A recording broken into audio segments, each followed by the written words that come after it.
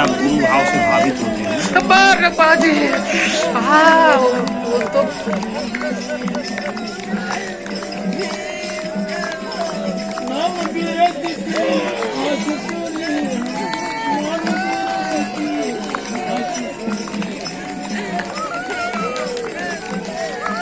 ये वीडियो देखा आपने, क्या चीज़ है ये समझ में नहीं आ रहा कि ये क्यों क्यों आप देख रहे हैं, चिल्ला रहे हैं, बिलख रहे हैं, रो रहे हैं, बहुत सारे लोग सो गए।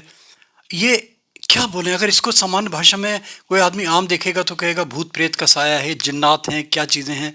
और जो अध्यात्मवाद में जाना चाहेंगे वो कहेंगे कि ये एक अध्यात्म की रूहानियत की क्लाइमेक्स है। जैसे आपने सुना होगा कि मीराबाई हैं, विठल जी हैं, एक जब भक्ति रस में, प्रेम रस में इतने रंग जाते हैं कि नाचने लगते हैं, गाने लगते हैं, उछलने लगते हैं, कूदने लगते हैं, बच्चों की तरह मचलने लगते हैं। ये क्या है, हमारी समझ में नहीं आया। ये सौभाग्य से मेरे साथ श्री राम जी बनारस से आए हैं मेरे पास आज। ये वीडियो लेके आए अपने महाराज जी के, गुरु जी महाराज का। इसके बारे में बताएं कि क्या है, क्या कहेंगे आप इस विषय में, क्या हम बताएं लोगों को, क्या संदेश जाए इसके विषय में। पीछे वीडियो भी चलते रहेंगे, वो भी दिखाते रहेंगे। जी बिल्कुल, ये यौगिक प्रक्रिया की चरम स्थिति है जब हमारा कॉन्शस माइंड डाउन हो जाता है और हमारा जब अंतर आनंद शुरू हो जाता है तो कुछ भी स्थितियां हो सकती हैं। तो शरीर में विभिन्न तरीके के हलचल आदि होते हैं।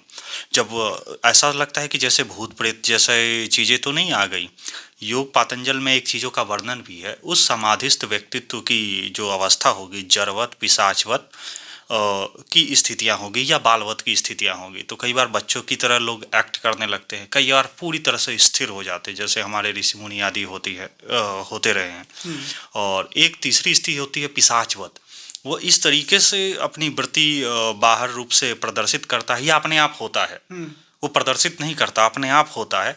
ऐसा लगता है कि जैसे कि भूत प्रेत वाली स्थितियां हो गई, पर बिल्कुल भी वो स्थिति नहीं होती। मैं इंडिविजुअली सब लोगों से मैं जब बातचीत करता हूं तो कहते बहुत आनंद आ रहा है, बहुत आनंद आ रहा है। ओशो ने एक बात कही है अंतर मैथुन की, यह हमारे वेद शास्त्रों में भी हुआ है कि जब हमारा जब चक्र आदि जब जागृत होता है, जैसे अगर मूलाधार हो गया वो पुरुष है, स्वाधिष्ठान हो गया स्त्री है, अगर वो दोनों जागृत हो गए तो आपस में जब अंतर मैथुन करेंगे, या प्रथम मैथुन शुरू हुई अंतर में, तो जो एक सेक्सुअल प्लेजर वाली जो स्थिति आती है, अंतररमन स्थिति, क्योंकि इस संस्था का नाम भी अंतररमन संस्थान रखा गया है, तो व्यक्ति जो है सहज ही अंतर आनंद की स्थितियों में जाने लगता है। लोगों को लगता है कि भूत प्रेत वाली स्थितियां तो नहीं। मतलब नहीं, इस चरम सीमा पे पहुंचने के लिए जो साधक है, मान लीजिए ये क्या करते हैं, कैसे, मान लीजिए जैसे मैंने वीडियोस भी दिखाया आपको, भीड़ भी लगी हुई है। और सबसे बड़ी चीज़ कि महाराज जी ने इसकी परमिशन दे दी। जनरली महाराज जी किसी को परमिशन नहीं देते इस टाइप की डेमो के लिए, क्योंकि इनका निस्वार्थ है, कहीं किसी से पैसे नहीं लेना, कोई इनका आश्रम नहीं है। बड़े साधारण से इनकी फ़ोटो भी दिखा देता हूँ, एक सेकंड रुक जाइएगा, मैं इनकी वीडियो चला देता हूँ महाराज जी की। आप देखें कितनी सिंपल झोपड़ी है, रहने के लिए जगह भी नहीं है, कोई पैसा नहीं, कोई शुल्क नहीं। और मेरे जो अपने परिचित वहाँ गए, उन्होंने पैसे देने चाहे, पैसे भी नहीं लिए उन्होंने। तो ये महाराज जी कहाँ के हैं, किस जगह के, इसके बारे में बताएंगे महाराज जी के बारे में। ये उत्तर प्रदेश में वाराणसी से 100 किलोमीटर दूरी पे जौनपुर जिले में बदलापुर एक जगह पड़ता है। वहाँ से लगभग 10 किलोमीटर से कम की ही दूरी पे महाराज जी की अपनी कुटिया हैं। और किसी भी तरीके से जब तक अगर कोई गहरे आनंद अशांति में नहीं उतरा हो तब तक उसे 10 पैसे की भी स्वीकृति नहीं ली जाती। लोग मतलब रोते भी हैं कि महाराज जी कुछ स्वीकार कर लें, तो सहज नहीं स्वीकारते वो। तो जैसे महाराज जी से मान लो कोई संपर्क करना चाहे, कोई जैसे इस योग क्रिया में जाना चाहे, तो क्या उसका तरीका है? बिल्कुल, प्रथम उसकी एक श्रद्धा समर्पण वाला व्यक्तिगत पात्रता होनी चाहिए। और जैसे नंबर हैं उनसे तो आपका नंबर दे सकते हैं? जी बिल्कुल, हमसे भी संपर्क कर सकते हैं। और बिल्कुल सहज हृदय से स्वागत है। जो भी आत्म शांति अंतर, मतलब वहाँ रहने का, वहाँ शिविर है, जो मतलब जो भी इनके टाइमिंग्स हैं, कोई इसमें शुल्क नहीं, कोई कुछ नहीं। मगर ये है कि वहाँ एक बार आएगा तो ये ज़रूर कहेगा कि मुझे आनंद आ रहा है, ये निश्चित है। बिल्कुल बिल्कुल, किसी भी तरह का कोई भी शुल्क नहीं, खाने पीने रहने की पूरी एक सहज व्यवस्था है।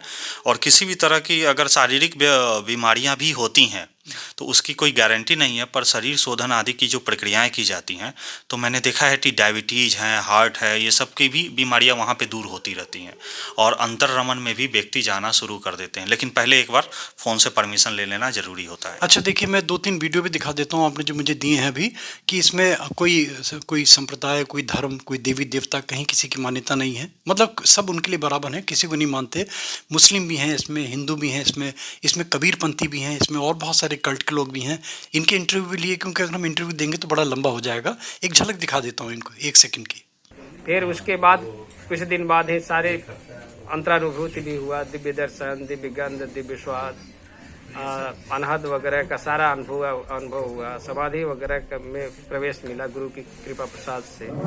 तो अनुभव 1-2 बार हुआ या निरंतर जब आप चाहें होते रहता है? होता रहता है, बीच बीच में होता रहता है, कभी जो है ठप रहता है। मेरे कहने का आशय कोई आपका तो जैसे रामकृष्ण परमहंस के बारे में सुना जाता है कि एक बार राम कहते नहीं थे कि खुमारी आ जाती थी। तो कई बार आपको भी देखने में लगता है कि जैसे ही आप गुरु भाव से भावित होते हैं वो तो मात्र ख्याल मात्र अपने पे आने मात्र से ऊर्जा तो निरंतर जो है प्रवाहित हरि हो ही रहा है। बोल, हरि बोल, हरि बोल। उसमें कोई ऐसी बात नहीं है कि ख्याल कुछ और करना है। वो क्रिया तो निरंतर चल रही, बस उस पे सूरत लाने की बात है। जब तक तुरंत आप भावना में आते ही उस भाव समाधि में चले जाते हैं। हाँ, अगर भावना तो नहीं कहा जा सकता, भाव कह सकते हैं। भाव समाधि मतलब सूरत अपने पे जैसे ही लौटेगा वो जो है वो स्थिति बहुत कंट्रोल कभी आपका शुभ नाम क्या हुआ? मेरा नाम बस यही है जो चल रहा कौन सा? जो आपने लिया है नाम। आप बताइए ना रिकॉर्ड। हाँ, मेरा नाम है असगर अली। असगर अली जी, यानी आप मुस्लिम संप्रदाय से हैं? जी। अच्छा, तो आप मुस्लिम संप्रदाय से होते हुए भी जो ये चिदानंद स्वामी जी हैं, हाँ, उनके सानिध्य में आप कब से हैं? करीब लगभग 20 साल तक हुआ। तो आते जाते रहते हैं। हमको प्रेम का सौदा मिला यहाँ पर। अच्छा, द्वैत का भाव नहीं लगा, अच्छा, प्रेम का सौदा मिला, अच्छा। इसलिए हम यहाँ पर आए। तो यह एक मतलब हिंदू संत माने जा सकते हैं और आप एक मुस्लिम वो उनका परिवार से काम है। रहे। हिंदू संत होना या न होना ये उनका काम है, लेकिन मैं जैसे के तैसे हूँ, लेकिन इनका प्रेम पर मैंने आया। अच्छा, हाँ, प्रेम लगा। और यहाँ मतलब- द्वैत का भाव किसी से नहीं है। अच्छा। न कोई मुझ पर इनके किया। अंदर कभी द्वैत का भाव लगा कि हिंदू मुस्लिम जैसी कोई नहीं, नहीं, चीजें? ऐसा कोई नहीं है। कभी कुछ? यही अगर बात होती तो हम आते ही नहीं। और मतलब कैसा, मतलब 20 सालों से आप यहाँ पे आ रहे हैं, जी, जी। आप किस कारण से, आपको ऐसा क्या लगा कि आप यहाँ पे खींच गए और 20 साल हो गए और आप रेगुलर यही सत्संग बात भी नहीं करते है हैं? कि यहाँ पर आते हैं और कहीं नहीं जाते। जी, हम तो जाते हैं, हर जगह पे जाते हैं। अच्छा। ऐसी बात नहीं है कि हम अपनी धर्म में जहाँ मस्जिद है या नमाज है, नमाज बराबर मैं पढ़ता हूँ। वो बराबर नमाज पढ़ते हैं, बराबर मस्जिद में जाते कोई हैं। का भाव नहीं कि मुझसे जाने में कोई विरोध भी नहीं है। अच्छा, अगर विरोध है अगर तो जी। कोई बताए जी। हाँ भाई क्यों विरोध है। सही। तो मेरे प्रेम से तो हर आदमी मिल सकता है, बिल्कुल। हर जगह मिल सकता है। बिल्कुल। प्रेम में तो कोई द्वैत का भाव ही नहीं। बस यही बात हमारा। तो कोई कुछ बात- स्पेशल क्या ऐसा था कि जो आप यहाँ पे खींचाए, अन्य साधु संतों के पास नहीं गए, इन्हीं के पास आए? हाँ, बता दिया ना कि एक का भाव है, इनके पास द्वैत का भाव नहीं है। भाव। ना और तो इनको आपको मिला क्या? प्रेम मिला है। प्रेम मिला? प्रेम मिला है, कुछ अंतर रमन सा हुआ, कुछ अपने अंदर घटना घटी? बिल्कुल ऊर्जा बिल्कुल क्रिया मतलब- होती है। तो ये जो सब कर रहे हैं, ये शक्तिपात है, कुंडलिनी जागरण है, इन सब से बिल्कुल अलग हैं सब चीज़ें। बिल्कुल, मैं जैसा कि समझा उनके सानिध्य में एक जागृत चेतना के जो वाइब्रेशन में निरंतर फ्रीक्वेंसी निकलती रहती है। जैसे ओशो एक छोटा सा प्रयोग करवाते हैं कि हूं हूं हूं हूं हूं हूं का झटका जो है मूलाधार पे टकराहट मारते हैं। जब हूं हूं का झटका जब मारते हैं तो बाहर का कॉन्शस माइंड थोड़ी देर के लिए शांत होता है। जैसे ही मूलाधार से ऊर्जा उठती है, व्यक्ति में उस तरह के हलचल आने लगते हैं, कोई रोने लगता है, कोई गाने लगता है, यानी ऊर्जा उठती है तो कुछ भी होने लगता है। तो इसका मतलब ये हुआ कि कोई भी महात्मा, संत पुरुष, साधक, उसके सानिध्य में बैठ के ही ये सब चीज़ें होने लगती हैं, स्वतः ही होने लगती हैं, या जो साधक है उसको भी अपनी तरफ से कुछ करना होता है? उसको अपनी तरफ से एक सहजता अपनानी पड़ती है और बस अपने आप घटना घटने लगता है। कोई विशेष ध्यान, पूजा पाठ, किसी चीज़ की ज़रूरत नहीं। हल्की सहजता और प्रेम से भरा हुआ उसका हृदय हो, तुरंत ऊर्जा मतलब उठती कोई इसमें मैंने देखा कोई मंत्र नहीं है, कोई इसमें यज्ञ नहीं है, हवन नहीं है, कोई कर्मकांड की प्रक्रिया नहीं है, सब सहजता से हो रहा है, सहज रूप में हो रहा है सब। बिल्कुल सहजे उन्मी जागे सहज मिले रघुराई। बिल्कुल सहज हो जाइए।